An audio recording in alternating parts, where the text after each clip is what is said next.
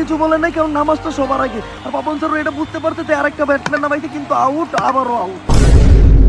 Sir এইবার তাহলে আমি যাই। যাই লাভ কি, আবার তাই হে করবি। এইবার আমি আমার স্পেশাল প্লেয়ার নামাবো। হ্যাকার লেওরা, জি স্যার। যাও এবার তুমি নামো। স্যার এই লুলাই কি করব?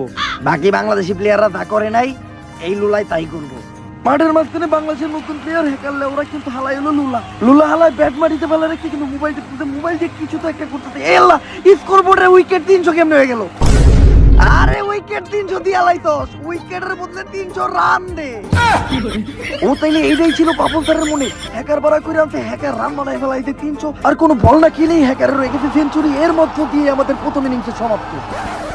স্যার কেমন দিলাম? একদম করা। বাংলাদেশের প্রত্যেকটা প্লেয়ারের ক্রিকেট খেলা বাদ দিয়ে তোর মতো হ্যাকিং শিখা উচিত। স্যার 600 রানই দিতাম, কিন্তু বাংলাদেশ যে 600 রান করছে এটা কেউ বিশ্বাস করবো না, তাই 300 দিলাম। কথা ঠিকই কইছে, 150 পার করতে পারে না, 600 কেমনে করবো? বিরাট ভাই, বাংলাদেশ তো ঠিকঠাক মতো ব্যাটিংই করতে পারলো না, রান 300 কেমনে হইলো? আরেকবার স্কোর বোর্ডটা দেখেন, আমরা নামতেই পারলাম না, 47 ওভার হয়ে গেছে, আবার 3টা উইকেট, আমি আউট হয়ে গেছি। এইটা তো আমি বুঝতাছি না, কোনো কিছু তো একটা বাংলাদেশ টিমে চলতেছে। ভাই আমার কাছে একটা খবর আছে, বাংলাদেশ টিমে একটা প্লেয়ার আছে হ্যাকার লেওরা, ওই বারবার হ্যাক করে বাংলাদেশের স্কোরবোর্ড চেঞ্জ করে দিতেছে। ওর লগে একটা মিটিং ফিট করতে হইব। আকাশে দেখা যায় সান, হ্যাকার লেওরারে ধইরান। এইবার বাংলাদেশ ব্যাটিং খুবই জঘন্য করছে, তাই বোলিংটা অন্তত তোকে ভালো করতে হইব। আমি নিজে তো করে শিখামু বোলিং কিভাবে করতে হয়। এখন কি বোলিংও আপনার কাছ থেকে শিখতে হইব? আমার কাছে শিখবি না তো কার কাছ থেকে শিখবি? টানা 12 বছরেরও বেশি সময় ধরে আমি বিসিবির চেয়ারম্যান আছি, আর তোরা পিছে যাইয়া 12 সেকেন্ডও টিকতে পারছ না। আপনার কাছ থেকে শিখতে হইব। আয় বোলিং করা হইলে একটা art। কিভাবে বোলিং করতে হইব তোরা আমি শিখে দিচ্ছি। আসলে বল করার সময় প্রত্যেকটা বলারই একটা কমন ভুল করে, ওরা স্টাম্পে বল মারে।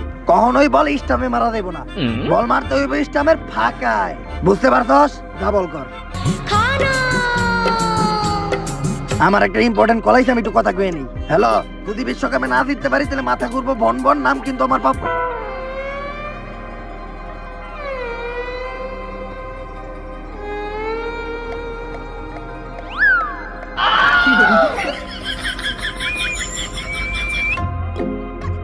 আলার পোহালা, আমি তোরে বল স্টাম্পের ফাঁকায় মারতে কইছি, আমার ফাঁকায় না। তাইলে স্যার বল আমিও প্র্যাকটিস করি।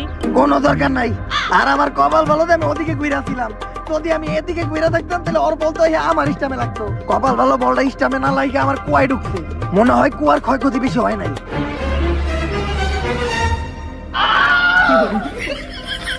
এই মেডিকেল টিম, কুয়ায় বল লেগে কুয়া বড় হয়ে গেছে, সেলাই করতে হইব।